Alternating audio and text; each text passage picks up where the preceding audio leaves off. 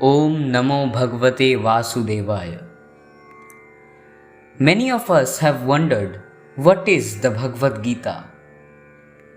Well, the purpose of Bhagavad Gita is to deliver mankind from the nausea of material existence. Every man is in difficulty in so many ways, as Arjun also was in difficulty in having to fight the battle of Kurukshetra. Arjun surrendered unto Sri Krishna, and consequently this Bhagavad Gita was spoken.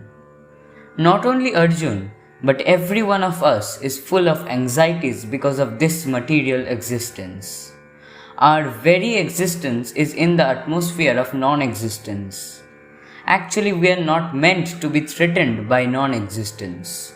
Our existence is eternal, but somehow or other we are put into asat. Asat refers to what which does not exist.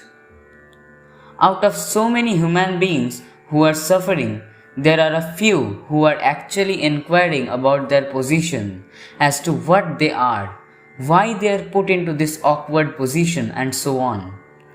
Unless one is awakened to this position of questioning his suffering, unless he realizes that he doesn't want suffering but rather wants to make a solution to all suffering, then one is not to be considered a perfect human being.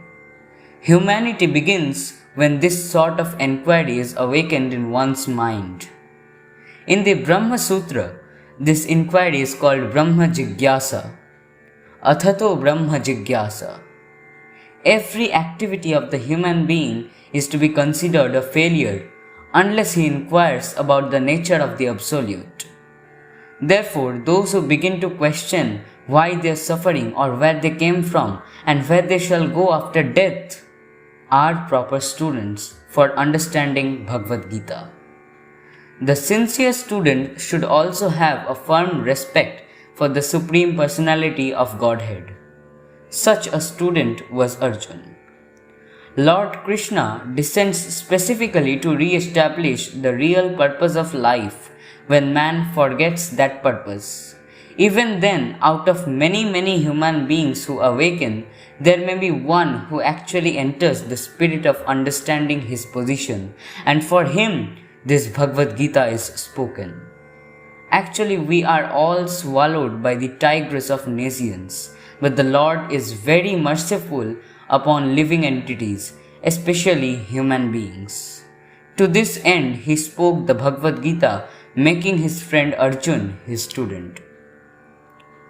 Being an associate of Lord Krishna, Arjun was above all ignorance, but Arjun was put into ignorance on the battlefield of Kurukshetra just to question Lord Krishna about the problems of life so that the Lord could explain them for the benefit of future generations of human beings and chalk out the plan of life. Then man could act accordingly and perfect the mission of human life. The subject of the Bhagavad Gita entails the comprehension of 5 basic truths. First of all, the science of God is explained, and then the constitutional position of the living entities, jivas. There is Ishvara, which means the controller, and there are jivas, the living entities which are controlled.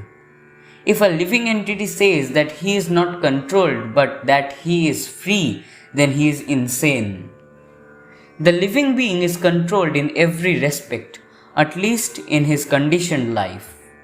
So in the Bhagavad Gita, the subject matter deals with the Ishwar, the supreme controller, and the jivas, the controlled living entities.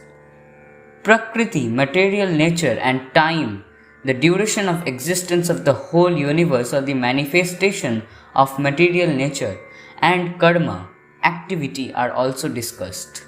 The cosmic manifestation is full of different activities. All living entities are engaged in different activities. From Bhagavad Gita, we must learn what God is, what the living entities are, what Prakriti is, what the cosmic manifestation is, how it is controlled by time, and what the activities of the living entities are. Hare Krishna, Krishna Krishna, Hare Hare, Hare Rama, Rama Rama, Hare